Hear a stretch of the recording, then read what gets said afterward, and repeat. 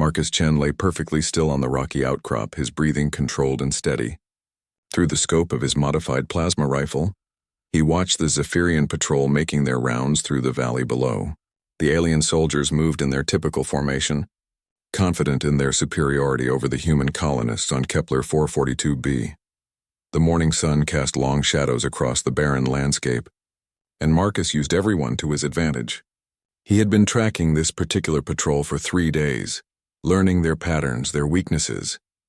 The Zephyrians thought they owned this world now, but they were wrong. 6 months ago, the Galactic Empire had arrived with their usual demands. Submit to imperial rule, pay the heavy taxes, and provide workers for their mining operations. The human colony had tried to negotiate, but the Empire didn't negotiate with what they considered inferior species. When the colonists refused to surrender their independence, the Empire decided to make an example of them. Marcus had been a simple mining engineer before the occupation began. He had a wife, 2 children, and a quiet life extracting rare minerals from the planet's crust. That life ended the day Imperial forces bombed the civilian shelters, claiming they were military targets. Sarah and the kids had been visiting her sister in New Haven when the plasma bombs fell. Now Marcus was something else entirely. The other colonists called him their guardian angel, though he felt more like an angel of death. His engineering background had given him an excellent understanding of ballistics, trajectories, and explosive devices. His hunting experience from Earth had taught him patience and precision. The Empire had given him motivation. The lead Zephyrian stopped and raised his scanner, sweeping it across the hillside. Marcus held his breath. His position was well concealed, but Zephyrian technology was advanced. The alien's elongated head turned in his direction, and for a moment Marcus thought he had been spotted. The scanner beeped negative, and the patrol continued their march. Marcus smiled grimly. Human ingenuity had its advantages. The modified thermal dampeners he had built from mining equipment made him nearly invisible to their sensors, let them think humans were primitive. He waited until the patrol reached the designated kill zone, a narrow pass between 2 rock formations where their movement would be limited. Marcus had spent hours calculating wind speed, atmospheric pressure, and the gravitational differences between Kepler 442b and Earth. Every variable had been accounted for. The crosshairs settled on the patrol leader's chest. Marcus exhaled slowly and squeezed the trigger. The plasma bolt streaked across the valley in complete silence, covering the 800-meter distance in less than a second. The Zephyrian commander's energy shield flared and died instantly, overwhelmed by the modified weapons output. The alien dropped without a sound. Chaos erupted in the patrol as the remaining 5 soldiers scrambled for cover. They had no idea where the shot had come from. Marcus was already acquiring his second target when the aliens began returning fire in random directions, their panic evident. Another precise shot dropped their communications specialist before he could call for backup. Marcus shifted position, using a prepared route that kept him hidden from their line of sight. The Zephyrians were shouting in their native language, but he had learned enough to understand their confusion and fear. A third shot eliminated their heavy weapons operator. The remaining 3 soldiers broke formation and ran for the nearest rocky shelter, abandoning all tactical discipline. Marcus let them go. 3 dead was enough for today, and the survivors would spread word of what had happened. As he packed his equipment, Marcus thought about the larger picture. The Empire controlled thousands of worlds, with military technology far beyond anything humans possessed. But they had made a critical error in their assessment of his species. They measured strength in terms of raw firepower and numerical superiority. They didn't understand that humans had spent millennia learning to kill each other efficiently. The Zephyrians were physically stronger and had better individual equipment, but they had never faced an opponent who combined patience, creativity, and absolute determination. Their military doctrine relied on overwhelming force and intimidation. They weren't prepared for guerrilla warfare, for an enemy who struck from the shadows and disappeared like smoke. Marcus made his way back to the hidden cave system where he maintained his workshop. The other colonists brought him information about Imperial movements, and he provided them with something more valuable than hope. He gave them revenge. His modified weapons were becoming legendary among the Imperial forces. Standard plasma rifles had a maximum effective range of 400 meters. Marcus had pushed his to nearly 1,000 by rebuilding the magnetic acceleration chamber and installing a custom targeting computer. The Empire's energy shields were designed to stop conventional attacks, not weapons that had been completely reimagined by human engineering. Inside his workshop, Marcus began preparing for the next operation. Intelligence from the colony suggested a major Imperial convoy would be passing through the Scorpion Pass tomorrow. It would be heavily guarded, but that just meant more targets. He carefully cleaned his rifle and checked the power cells. Each shot had to count. Ammunition was limited, and every missed shot might mean the difference between life and death for innocent colonists. As night fell over Kepler 442b, Marcus allowed himself a few minutes to look at the photograph he kept hidden in his equipment pack. Sarah smiled back at him, holding their daughter while their son grinned beside them. The picture had been taken at last year's Harvest Festival, just 3 weeks before the Empire arrived. The Galactic Empire had made a simple calculation. One human world, minimal military assets should be easily conquered and controlled. They had not factored in what happened when you took everything from a man who had the skills to take everything back. Tomorrow would bring new challenges, new targets, and new opportunities to make the Empire regret their decision to come to Kepler 442b. Marcus Chen had been an engineer and a father. Now he was something the galaxy had never seen before.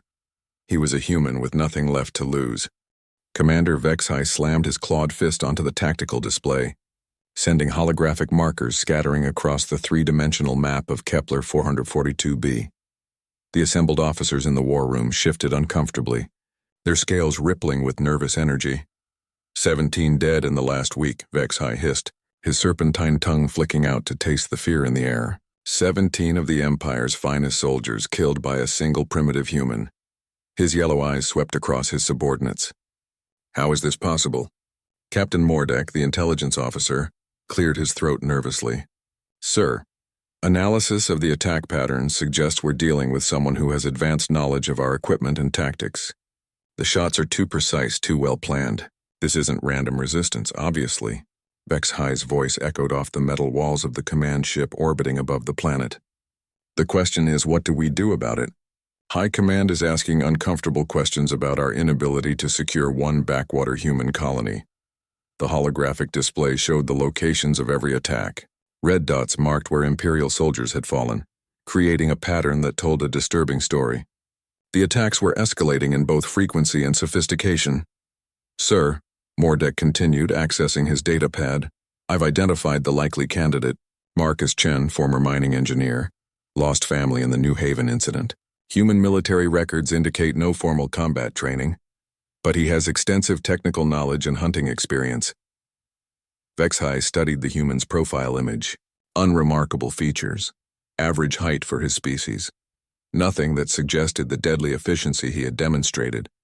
This pathetic creature has been making fools of us. The humans are proving more resourceful than initial assessments suggested, Mordek admitted reluctantly. Chen has modified standard mining equipment into weapons that exceed our shield capabilities. He's also demonstrated knowledge of our patrol patterns and communication protocols. Then we eliminate him, Vexhai decided. Send the Raven unit. A collective intake of breath filled the room. The Raven unit was composed of the Empire's most elite assassins, beings recruited from the deadliest predator species across the galaxy. They specialized in hunting down specific targets, and their failure rate was virtually zero. 3 hours later, the Raven unit prepared for deployment in the ship's auxiliary bay. Krita, the team leader, was a void stalker from the Omega Nebula, capable of becoming nearly invisible in most environments. Her companion, Thok, was a massive rock breaker, whose exoskeleton could withstand plasma fire. The third member, Zix, was a mind weaver who could predict enemy movements by reading neural patterns. The target is a single human, Krita explained as they checked their equipment. Location intelligence suggests he operates from the northern mountain range. Standard elimination protocol applies. Thok's mandibles clicked with anticipation. Finally, real prey instead of these soft colonists. They deployed during Kepler 442b's night cycle, using stealth shuttles to land in the mountains 15 kilometers from Marcus's last known position. The plan was simple: track the human to his base, observe his patterns, then eliminate him during his next operation. Marcus was indeed preparing for another mission when his early warning sensors detected the shuttle landing. The devices were improvised from mining equipment, but they gave him crucial advance notice of Imperial movement. 3 life signs moving with purpose toward his general area. He smiled grimly as he studied the sensor data. The Empire had finally decided to take him seriously. That meant they were sending professionals, not regular troops. It also meant his campaign was working. Moving quickly through his prepared escape routes, Marcus gathered essential equipment and activated the decoy systems he had installed throughout the cave network. Heat signatures, movement simulators, and false electromagnetic readings would confuse their sensors and buy him time. The Raven unit reached the cave system just before dawn. Zix immediately began scanning for neural activity, while Krita examined the area for physical evidence. Thok positioned himself to cover the most likely escape routes. Multiple heat sources, Krita reported. But the patterns are wrong. Too regular, too predictable. Zix's antennae twitched as he focused his abilities. I'm detecting brain activity, but it's strange. Like echoes of thought rather than actual consciousness. They had found Marcus's decoys, but not Marcus himself. He was already 3 kilometers away, setting up his response to their intrusion. The assassins were skilled, but they had made the same mistake as everyone else who underestimated humans. They assumed he would react defensively. Instead, Marcus had prepared an ambush. The Raven unit spent hours methodically searching the cave system, growing increasingly frustrated as they found sophisticated decoys and false trails. Marcus had prepared for this possibility, creating a 3-dimensional maze designed to confuse and separate pursuers. When Thok became isolated from his teammates while investigating a particularly convincing heat signature, Marcus struck. The modified mining charges he had planted brought down 0.5 metric ton of rock onto the rockbreaker's position. Even Thok's natural armor couldn't withstand that much force. The explosion echoed through the mountains, immediately alerting Krita and Zix to their teammates' fate.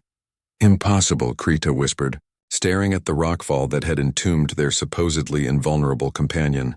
Thok's exoskeleton could stop military-grade explosives. Zix was frantically scanning the area, trying to locate their target's neural pattern. He's not reading like a normal human. The thought patterns are too controlled, too focused. It's like trying to read a machine. Marcus had indeed learned to control his thoughts, a skill developed during long hours of patient hunting. He moved through the mountain terrain like a ghost, using every piece of cover and his intimate knowledge of the area. The second strike came 2 hours later. Zix, separated from Krita while following what seemed like a promising trail, found himself in a narrow canyon. Marcus's shot came from above, a precisely aimed plasma bolt that penetrated the Mindweaver's natural psychic barriers through pure kinetic force. Krita found her teammate's body and realized she was now alone, facing an opponent who had eliminated 2 of the galaxy's deadliest predators in a matter of hours. Her invisibility abilities meant nothing if she couldn't locate her target to use them. She tried to retreat toward the extraction point, but Marcus had anticipated this. He had spent the day herding the assassins exactly where he wanted them, using their own hunting instincts against them. The final confrontation took place on a narrow ledge overlooking the valley where Marcus had first encountered Imperial forces. Krita materialized from her camouflage, hoping to catch him off guard, but found herself staring down the barrel of his modified rifle. "You hunted me," Marcus said quietly, his voice carrying clearly in the thin mountain air. "Now you know how it feels to be prey." The last member of the Raven unit fell 800 meters to the rocks below. Commander Vexhai received the news of his elite unit's complete elimination with disbelief that quickly turned to rage.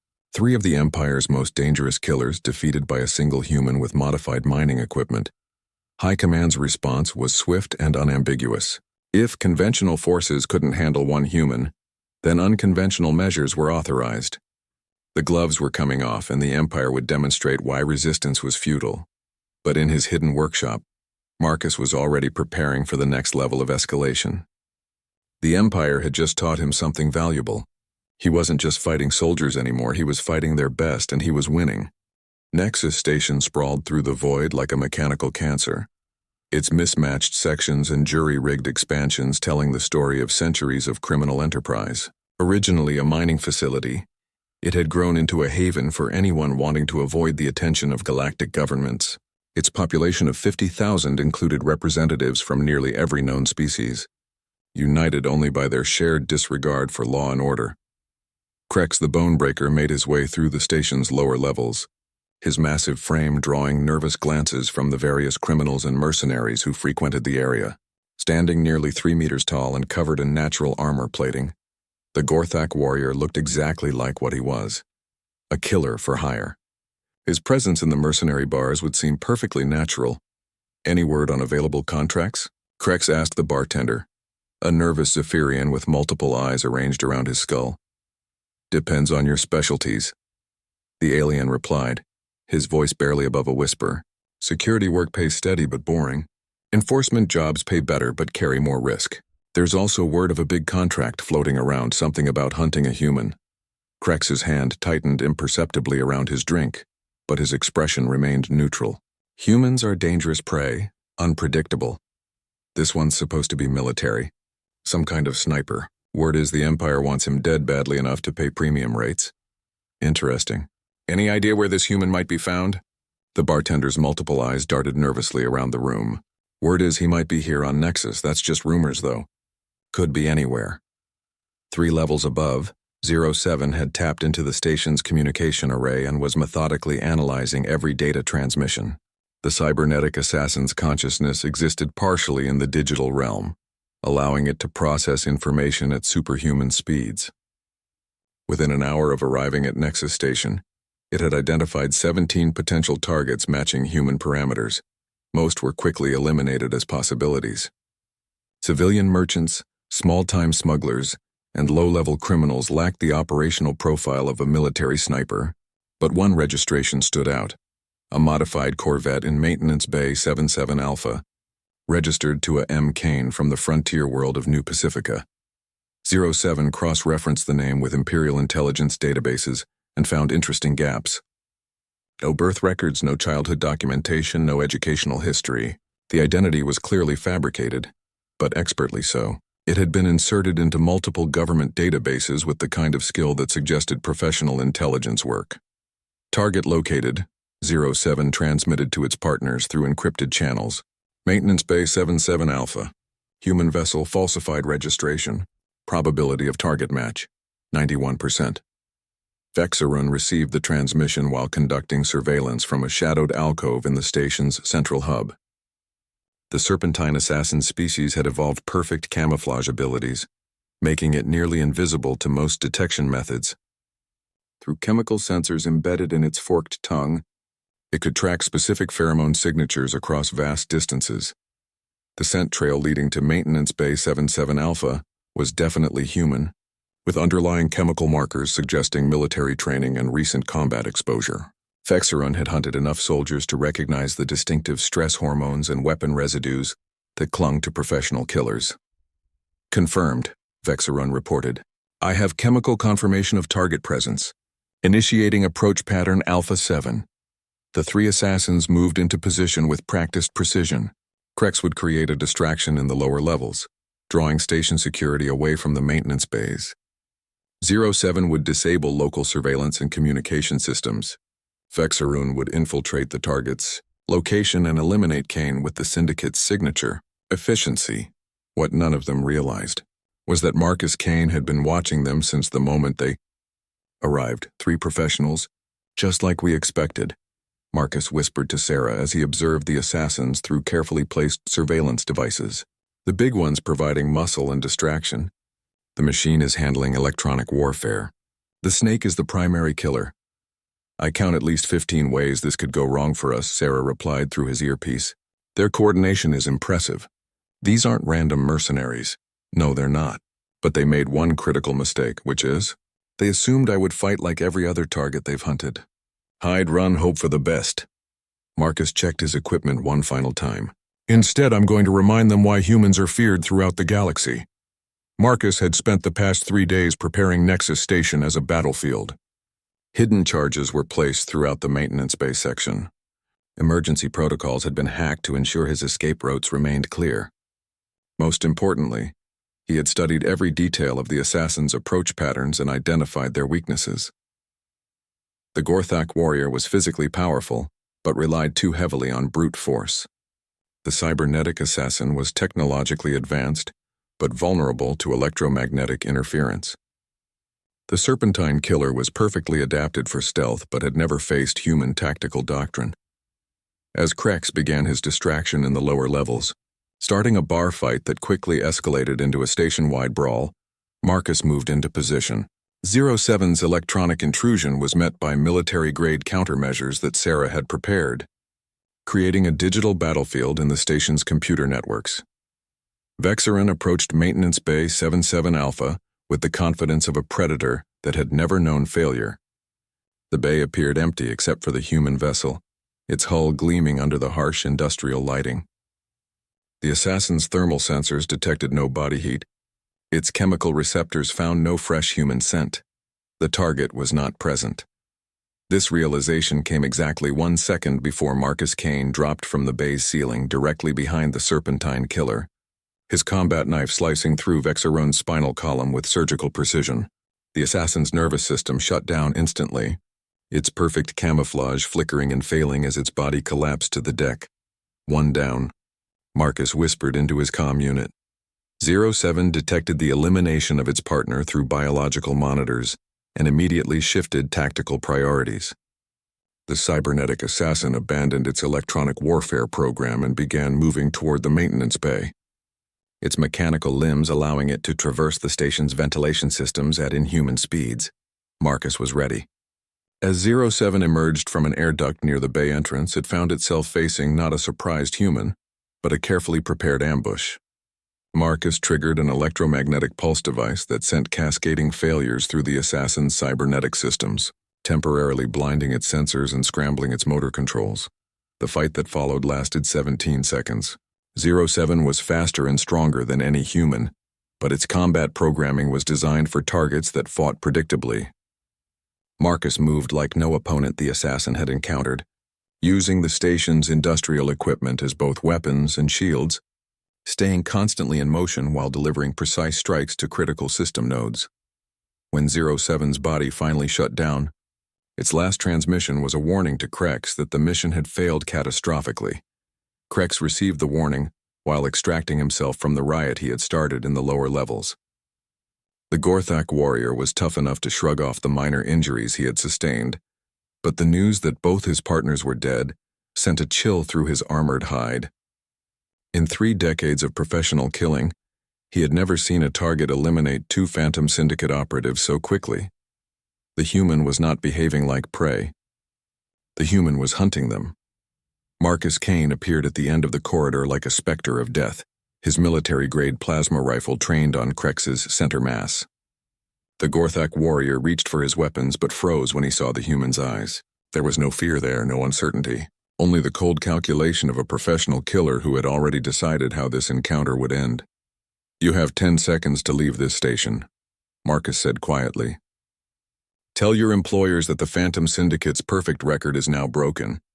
Tell them that humans don't run from threats. We eliminate them." Krex looked at the bodies of his fallen partners, then back at the human who had killed them.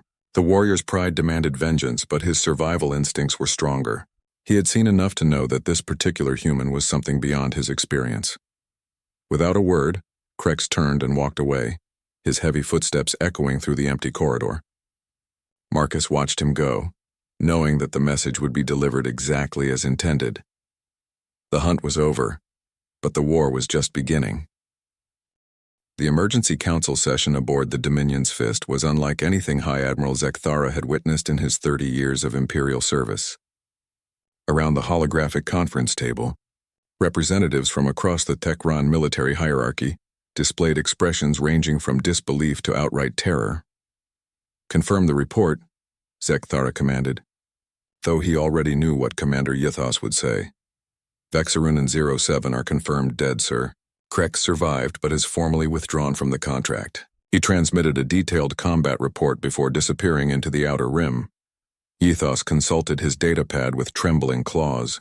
"The Phantom Syndicate has issued a formal statement declaring Marcus Kane an unprecedented threat and has tripled their standard rates for any future contracts involving human targets." General Korthax, commander of the 7th Fleet, slammed his armored fist against the table, How is this possible? 3 of the galaxy's most feared assassins defeated by a single human? Because we underestimated what humans are capable of, Admiral Zekathara replied grimly. We've been thinking of them as just another species with better technology.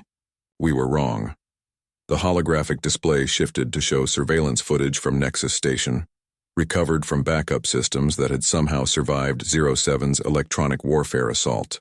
The assembled officers watched in stunned silence as Marcus Kane systematically eliminated his pursuers with a combination of tactical brilliance and ruthless efficiency that defied their understanding of individual combat capability. Look at the timing, pointed out Intelligence Director Nexhari, a thin Thekron with extensive cybernetic modifications. Kane didn't react to the assassin's presence. He was already prepared for them. This suggests intelligence capabilities that rival our own, or exceed them, Zekathara added darkly. How long has Kane been operating in our territory? Based on confirmed eliminations, approximately 5 years. But that's only counting targets we can definitively link to him. The actual number could be much higher. Zekathara studied the tactical display showing the locations of Kane's known operations. A pattern was emerging, one that sent cold dread through his scaled hide. The human wasn't striking randomly.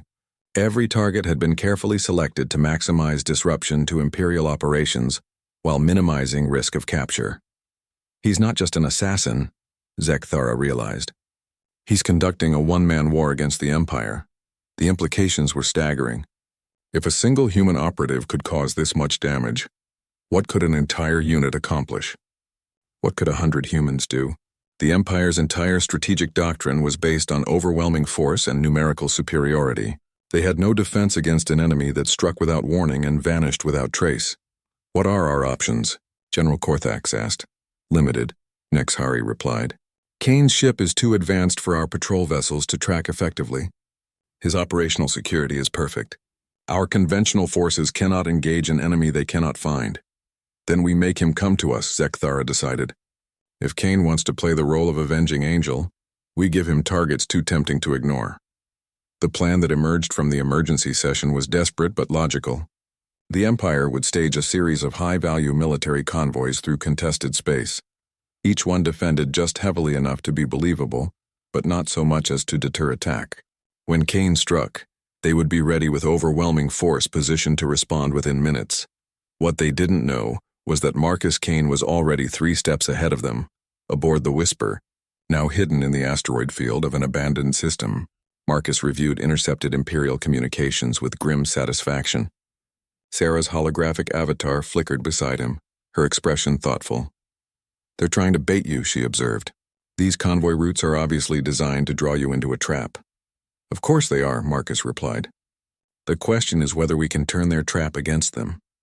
Marcus had been monitoring Imperial communications since before his arrival at Nexus Station. The Empire's encryption was sophisticated but not impenetrable to human intelligence gathering techniques. More importantly, their command structure followed predictable patterns that could be exploited by someone who understood military psychology. Show me the convoy schedules again, he requested. The holographic display filled with tactical data, showing projected routes, escort compositions, and timing for a dozen Imperial convoys scheduled to transit contested space over the next 2 weeks. Each convoy carried supposedly vital supplies to frontier garrisons, but Marcus could see the pattern underlying the deception. They're not random, he realized. Look at the spacing. Each convoy is positioned so that Imperial rapid response forces can reach any attack site within 15 minutes. They're creating a web of overlapping coverage zones. So we avoid the convoys, Sarah suggested. Hit different targets. No, we use their own strategy against them. Marcus began plotting course calculations on his personal display. If they want to concentrate their forces around convoy routes, that means they're weakening their defenses elsewhere. The target Marcus selected was audacious even by his standards, the Imperial Intelligence Coordination Center on Vorth Prime, a heavily fortified facility that served as the nerve center for military operations across 3 sectors. The facility was supposedly impregnable, protected by orbital defense platforms, ground-based shields, and a garrison of elite troops. But it was also stationary, predictable, and currently undermanned due to the forces being diverted to convoy protection duty. This is insane, Sarah commented as Marcus finalized his approach vectors. Even if you somehow penetrate their defenses, how do you expect to escape from a planetary assault? Who says I'm planning to escape? Marcus replied with a cold smile. Sometimes the best defense is making your enemies too afraid to attack. The assault on Vorth Prime began 3 days later, timed to coincide with the departure of the Third Fleet for convoy protection duties. Marcus approached the planet using a technique that human special forces had perfected, hiding his ship's signature within the energy wake of a commercial transport. When the transport entered orbit around Vorth Prime, the Whisper separated and immediately engaged its adaptive camouflage systems. To Imperial sensors, the ship simply vanished, its hull becoming virtually indistinguishable from the background radiation of space. Marcus descended toward the planet's surface in a modified drop pod, his approach masked by a carefully timed meteor shower that Sarah had calculated would provide optimal cover. The pod's stealth systems were military-grade, designed to penetrate even the most sophisticated detection networks. He landed in the forests outside the intelligence center during the height of a thunderstorm, the natural electrical activity masking any residual energy signatures from his infiltration equipment. From there, it was a matter of patience and precision. The facility's perimeter defenses were formidable, but designed to stop large-scale assaults. Not a single infiltrator with advanced human technology. Marcus moved through the security grid like a ghost, using electromagnetic pulse grenades to disable sensors and microcharges to create temporary gaps in the energy barriers. The real challenge came when he reached the facility's central core, where the main intelligence computers were housed behind multiple layers of physical and electronic security. But Marcus hadn't come to steal information. He had come to send a message. The explosives he planted throughout the facility were small but precisely placed, designed to create maximum psychological impact rather than maximum destruction. When they detonated in sequence, the Imperial Intelligence Coordination Center didn't just suffer a catastrophic failure of its primary systems. It did so in a way that spelled out a clear message visible from orbit: humans don't surrender. As alarms wailed across Vorth Prime and Imperial forces scrambled to respond to the impossible attack, Marcus Kane was already gone, his ship racing toward the edge of the system at maximum velocity. Behind him, 3 sectors worth of Imperial intelligence operations ground to a halt, crippled by the loss of their coordination hub.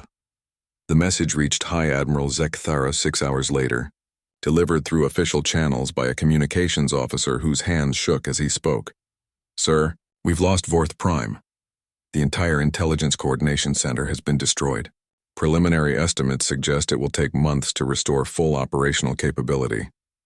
Zek Thara stared at the tactical display showing the wreckage of one of the Empire's most secure facilities, destroyed by a single human who had somehow penetrated defenses that were supposed to be impregnable. "How many humans are out there?" he whispered, though he knew the terrifying answer. "Billions of them. And if they were all like Marcus Kane, the Empire was in serious trouble." The Imperial War Room had taken on the atmosphere of a tomb, its occupants speaking in hushed tones as they processed reports of their latest defeat. High Admiral Zek Thara stood before the tactical display like a condemned man awaiting execution, watching red indicators spread across the galactic map like a terminal disease. "Status report," he demanded, though his voice lacked its usual authority. Commander Yithos looked physically ill as he consulted his datapad. 12 more frontier worlds have declared independence since the Vorth Prime incident. Our intelligence networks in the Outer Rim have completely collapsed. 3 garrison commanders have requested immediate evacuation, claiming they cannot defend against an enemy they cannot see. What about our convoy trap operations? Cancelled, sir. The fleet commanders refuse to disperse their forces while Marcus Kane remains at large. They're demanding concentrated defensive positions around major Imperial installations. Zek Thara closed his eyes and tried to comprehend how a single human had brought the mighty Thekaran Empire to the brink of military paralysis. The psychological impact was even more devastating than the tactical losses. Imperial forces were seeing ghosts in every shadow, expecting death from every direction. "There has to be a weakness," General Korthax insisted. "No being is invincible. Even humans must have limitations."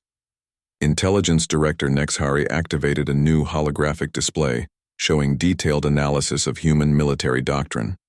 Our xenobiologists have been studying captured human soldiers and equipment for the past 3 years. Their conclusions are disturbing. The assembled officers leaned forward as Nexhari highlighted key findings. Humans evolved on a death world. Their planet's gravity is 20% higher than our standard.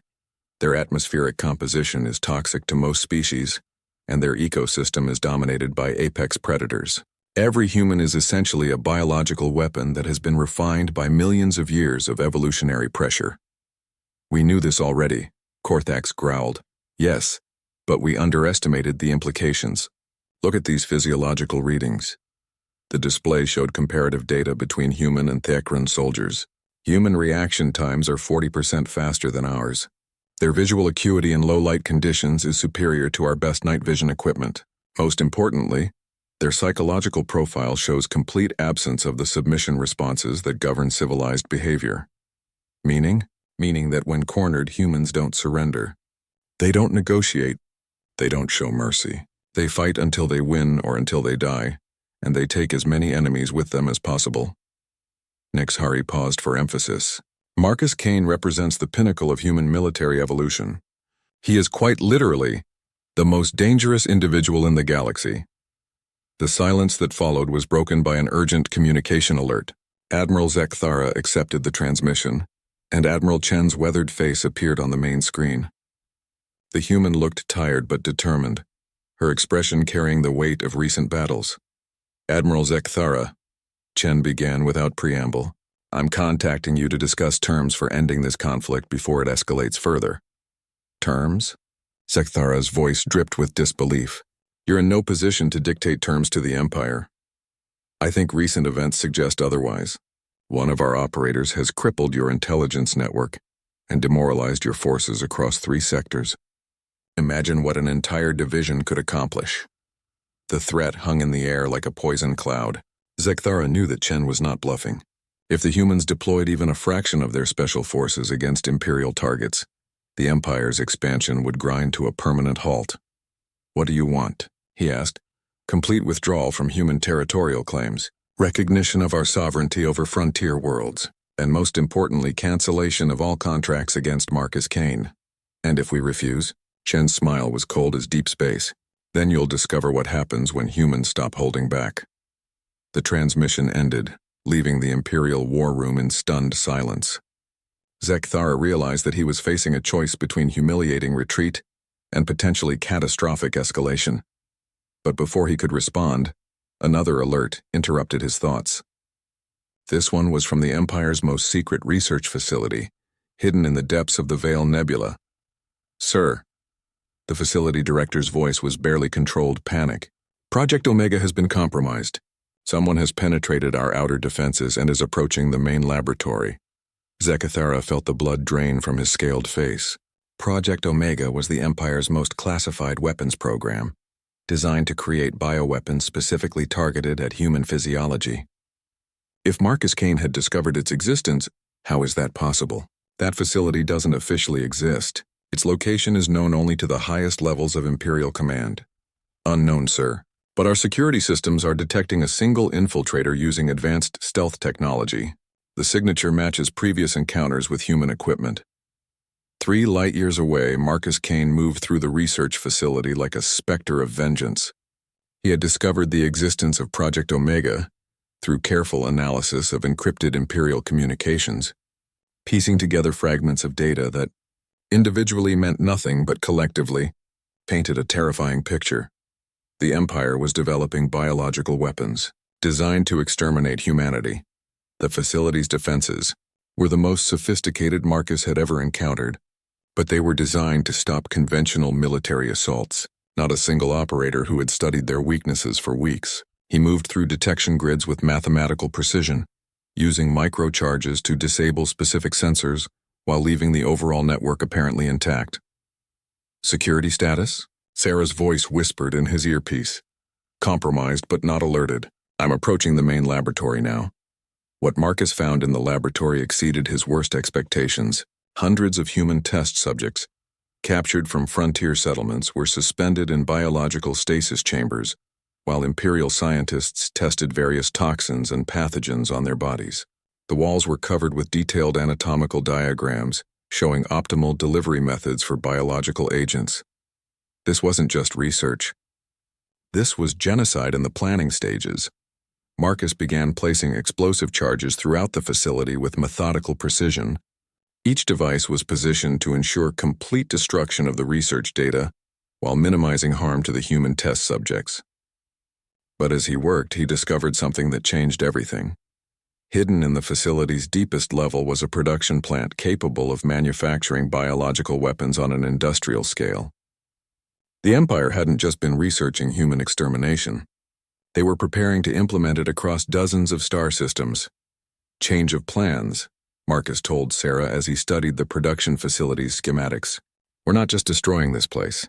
We're taking it. The battle that followed was unlike anything in Marcus's military career. Imperial security forces, realizing that their most secret facility was under attack, threw everything they had at the single human infiltrator. Advanced combat robots, energy barriers, automated weapon systems, and elite Thekran commandos all stood between Marcus and his objective. But Marcus Kane was fighting for more than just military advantage. He was fighting for the survival of his species, and that made him more dangerous than any weapon the Empire could deploy. He moved through the facility like a force of nature, using the research equipment itself as weapons and shields. Biological containment units became improvised explosives. Scientific instruments became precision tools of destruction. The very environment that the Empire had created to study human weaknesses became the instrument of their defeat. When the last Imperial defender fell, Marcus stood alone in the facility's control center, surrounded by the Empire's most guarded secrets. With Sarah's help, he began downloading every piece of research data, every communication record, every trace of evidence that Project Omega had ever existed. This changes everything, Sarah observed as the data transfer completed. When the galactic community sees what the Empire was planning, the Empire won't survive the scandal, Marcus agreed. But first, we need to make sure this facility can never be rebuilt. The explosions that destroyed the research facility were visible from 3 star systems away, a miniature nova that marked the end of the Empire's genocidal ambitions. But more importantly, the evidence that Marcus had stolen would soon be broadcast across every communication network in known space. The Empire had made a critical mistake. They had threatened not just Marcus Kane, but all of humanity. And humans, as they were about to learn, protected their own with terrifying efficiency. As the Whisper raced away from the destruction, Marcus began composing a message that would reshape the balance of power in the galaxy. The hunt was over, but the reckoning was just beginning. The emergency session of the Galactic Council erupted into chaos as representatives from 47 species processed the evidence that Marcus Kane had broadcast. Across every major communication network in known space, holographic displays showed the horrific contents of Project Omega in clinical detail. Human test subjects, genocide protocols, and industrial-scale biological weapon production facilities. Ambassador Veltara of the Centauri Republic, a species known for their diplomatic neutrality, spoke first. This evidence appears authentic. If confirmed, the Thekran Empire has violated 17 major galactic treaties and committed crimes against sapient life on an unprecedented scale. The Empire demands verification of this data. High Admiral Zekthara's image flickered on the primary communication screen, transmitted from the bridge of the Dominion's fist. These recordings could easily be fabricated by human intelligence services. Then you won't object to an immediate inspection of the facility in question, replied Counselor Zethman of the Andromedan Collective, whose species served as the galaxy's unofficial peacekeepers. The facility was destroyed by terrorist action, Zekthara replied. Though his voice lacked conviction, there is nothing left to inspect. Convenient, observed Ambassador Corthes of the Silicon Coalition, a machine intelligence that prided itself on logical analysis. However, our xenobiological experts have examined the research data included in the broadcast. The level of detail and scientific accuracy suggests this information could only have come from actual experiments on living subjects. As the debate raged, Marcus Kane sat in a shadowed observation gallery, watching the proceedings through a discrete holographic feed. Sarah's avatar materialized beside him, her expression grim. "The Empire's allies are abandoning them," she reported. 3 species have formally withdrawn from their trade agreements in the past hour. 6 more are demanding independent investigations into Imperial research facilities. "Good," Marcus replied. "But this isn't over yet. Zekthara won't go down without a fight." Marcus's prediction proved accurate within the hour. As the Galactic Council voted to authorize immediate sanctions against the Thekran Empire, Admiral Zekthara made his final gambit. "The Empire rejects the authority of this council," he announced, his image displayed on screens throughout the chamber. "We will not submit to the judgment of inferior species. The galaxy belongs to the strong, and we are the strongest." The transmission shifted to show massive Imperial fleets moving toward strategic positions throughout contested space. Hundreds of dreadnoughts, thousands of cruisers, and millions of troops prepared for what would become the largest military campaign in galactic history. "If the galaxy will not submit to Imperial rule willingly," Zekthara continued, "then we will take it by force, beginning with the complete extermination of the human species." The council chamber fell silent as the implications sank in. The Empire was choosing total war over accountability, gambling everything on their military superiority. "This is madness," whispered Ambassador Veltara. "They're threatening to destabilize the entire galactic balance." But Marcus Kane was already moving. As the council debated emergency military responses, he was piloting the Whisper toward the heart of Imperial space, toward a confrontation that would determine the fate of billions. "This is suicide," Sarah pointed out as their destination became clear. "You're heading straight for the Imperial capital. They'll have every ship in the fleet waiting for you." "No," Marcus replied calmly. "They'll have every ship heading out to attack civilian targets. That's what bullies do when they're cornered. They look for someone weaker to hurt." Marcus's assessment was proven correct as they approached the Thekran homeworld. The massive defensive fleets that normally protected the capital had departed for offensive operations, leaving only a skeleton force of older vessels and training squadrons. The Empire's arrogance had become their weakness, but the real target wasn't the planet itself. It was the Imperial Palace where High Admiral Zekthara and the military high command coordinated their forces. Killing the command structure wouldn't stop the invasion fleets immediately, but it would create enough chaos to give the galaxy's defenders a fighting chance. The assault began at dawn over the Imperial capital, as Marcus guided the Whisper through orbital defenses that had been designed to stop fleets, not single ships. The vessel's adaptive camouflage systems worked overtime, shifting its hull composition to match background radiation, while Sarah jammed sensor networks with cascading electronic interference. "Defensive grid is compromised," Sarah reported. "I count 17 patrol ships moving to intercept, but their targeting systems are confused. They can't get a solid lock on our position." Marcus dove toward the planet's surface, using the atmospheric interference to further mask their approach. The Imperial Palace rose before them like a crystalline mountain, its towers stretching toward the sky in a display of architectural arrogance that perfectly reflected the Empire's attitude toward other species. "Landing in the palace gardens," Marcus announced as he brought the ship down in a controlled crash that looked accidental, but positioned them perfectly for assault on the main structure. Time to deliver the galaxy's message personally. What followed was unlike any military action in recorded history. A single human soldier, armed with nothing but standard infantry weapons and an unbreakable will, proceeded to fight his way through the most heavily defended building in Imperial space. The palace guards were elite troops, genetically enhanced and equipped with the best weapons the Empire could provide. But they had never faced an enemy like Marcus Kane. He moved through their formations like death itself, using their own architectural grandeur against them, turning defensive positions into traps and escape routes into killing fields. How is this possible? General Korthax gasped as he watched security feeds showing the lone human systematically eliminating entire squads of Imperial guards. "He's just one soldier." "He's not just a soldier," Admiral Zekthara replied grimly, finally understanding what they were truly facing. "He's humanity distilled into its purest form. Every positive trait his species possesses, refined by military training and driven by righteous fury." The final confrontation came in the Imperial war room itself, where Zekthara and his remaining staff had barricaded themselves behind energy barriers and automated defense systems. They watched in horrified fascination as Marcus Kane appeared at the chamber's entrance, his weapons empty but his determination undiminished. "It's over," Marcus said quietly, his voice carrying across the chamber with absolute authority. "Call off your fleets. End this madness before it destroys everything. Never." Zekthara snarled, raising his personal weapon.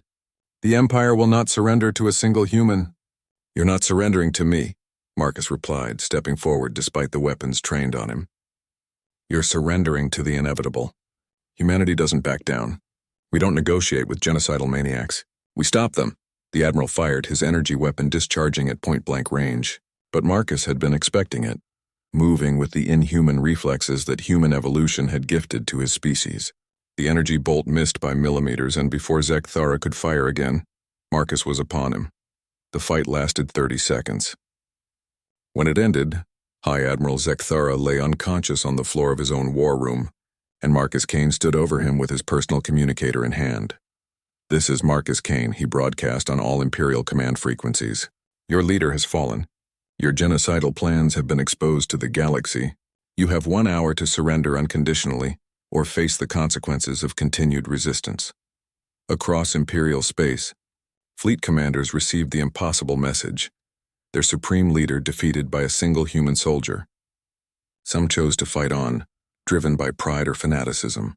Others, recognizing the writing on the wall, began the process of surrender. But the message that resonated throughout the galaxy was clear. Humanity would not be intimidated, would not be exterminated, and would not surrender. They would fight with whatever means necessary to protect themselves and anyone else threatened by Imperial aggression. As Marcus Kane walked out of the Imperial Palace, past the bodies of those who had chosen to stand against him, he carried with him the hopes of billions and the promise that no species would ever again face extinction at the hands of the Thekron Empire. The war was not over, but its outcome was no longer in doubt. Humanity had shown the galaxy what they were capable of, and the galaxy would never forget. 6 months after the fall of the Imperial Palace, the galaxy had settled into a new equilibrium that few could have predicted. The Thekron Empire, once the dominant military power across 3 sectors, had fragmented into dozens of smaller successor states, most of them desperately seeking diplomatic recognition from the species they had once sought to conquer. In the halls of the Galactic Council, Ambassador Chen stood before the assembled representatives as the vote tallies were announced. The resolution had passed overwhelmingly. Humanity would be granted full membership in the galactic community, with all the rights and responsibilities that entailed. The events of recent months have demonstrated that humanity possesses both the strength to defend itself and the wisdom to show restraint when victory is achieved, announced Counselor Zethmin. Your species has earned its place among the stars, but the vote was largely ceremonial. The real change had already occurred across countless worlds as species that had once viewed humans as primitive newcomers began to see them as the galaxy's most effective peacekeepers. Trade agreements, defense pacts, and cultural exchanges flourished as the galactic community embraced their newest and most formidable members. On the frontier world of New Eden, former Imperial Admiral Krexthos supervised the construction of humanitarian relief centers for refugees displaced by the Empire's collapse. The proud Thekron officer had been among the first to surrender when word of Zekthara's defeat reached the outer fleets, and he now worked to rebuild what his species had destroyed. The human approach is different, he admitted to the documentary crew recording his testimony for Galactic Archives. We Thekron believed that strength meant crushing opposition. Humans have shown us that true strength means protecting those who cannot protect themselves. Similar scenes played out across former Imperial territory, as human peacekeeping forces worked alongside local populations to establish new governments, based on consent rather than conquest. The same soldiers who had been feared as unstoppable killers proved equally skilled at building schools, hospitals, and communication networks. But perhaps the most significant changes occurred in the shadows, where the galaxy's criminal organizations struggled to adapt to a new reality. The Phantom Syndicate, once the most feared assassination network in known space, had disbanded entirely after losing their reputation for invincibility. Other criminal groups found their operations constantly disrupted by human intelligence services that seemed to anticipate their every move. Marcus Kane himself had become something of a legend. Though he tried to avoid the attention, the official records listed him as consulting on special operations training for the newly formed Galactic Defense Corps.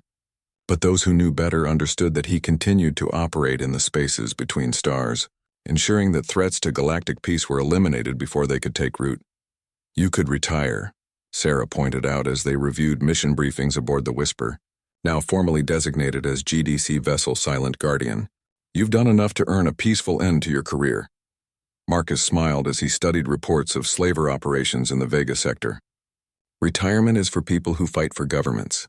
I fight for principles, and those don't take vacations." The mission to Vega would be routine by Marcus's standards: infiltrate the slaver network, gather evidence, eliminate the leadership, and coordinate with local authorities for mass arrests. It was the kind of operation that human special forces conducted monthly across the galaxy, part of an ongoing effort to clean up the mess left by centuries of imperial negligence. But this mission had personal significance for Marcus. Intelligence reports indicated that the slavers were specifically targeting human colonies, seeking to capture members of the species that had humbled the mighty empire. It was a final insult that demanded a personal response. 3 days later, the Vega slaver network simply ceased to exist. Authorities found their facilities empty, except for freed captives and detailed evidence files that would ensure convictions for anyone foolish enough to restart the operation. The slaver leadership had vanished completely, though rumors suggested they had been given a choice between exile and execution.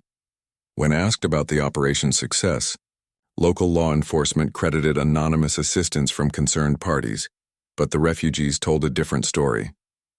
They spoke of a ghost who moved through the facilities like vengeance itself, freeing the innocent and ensuring that their captors faced justice. It was a pattern that would repeat across the galaxy for years to come.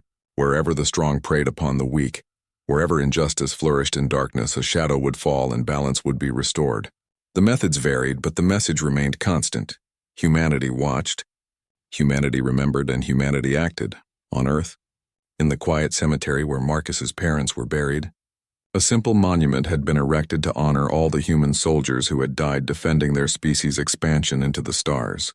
The inscription, proposed by Marcus himself, read, "They died so that humanity might live free among the stars."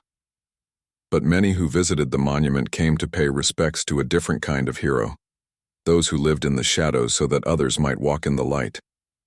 Marcus Kane's name was not on the memorial, but his legacy was written in the safety and freedom that humanity now enjoyed throughout the galaxy. As the years passed, children across dozens of worlds would grow up hearing stories of the human who had defied an empire and won. Some versions portrayed him as a mythical figure, larger than life and capable of impossible feats. Others painted him as a cautionary tale about the price of threatening humanity's children. All of them missed the essential truth. Marcus Kane was not special because he was superhuman. He was special because he was completely perfectly human. Every positive trait that evolution had gifted to his species, determination, adaptability, protective instinct, and an absolute refusal to surrender, had been refined by training and tempered by experience into something that the galaxy had never seen before. In the end, that was humanity's greatest gift to the galactic community, not superior technology or overwhelming numbers, but the simple demonstration that intelligence and compassion could coexist with strength and determination. They showed the galaxy that true civilization meant protecting those who could not protect themselves, regardless of species or origin. The Thekron Empire had sent assassins after Marcus Kane, believing that eliminating one human would solve their problems. They had missed their target in every way that mattered, failing to understand that humans were not a problem to be solved, but a force to be respected. Marcus Kane had not missed. And in the span of single human lifetime, the balance of power in the galaxy had shifted forever. Empires would rise and fall, technologies would advance and become obsolete. But the principles that Marcus Kane had fought to defend would endure as long as humanity reached for the stars. In the vast darkness between worlds, aboard a ship that few would ever see, Marcus Kane continued his quiet war against injustice. He was no longer hunting the enemies of humanity alone. He was protecting the entire galactic community from those who would prey upon the innocent. It was exactly what humans did best, taking impossible odds and making them irrelevant through sheer determination and tactical brilliance. The galaxy was learning to be grateful for that protection, even if they never saw the guardian who provided it. The hunt never ended. It simply found new prey.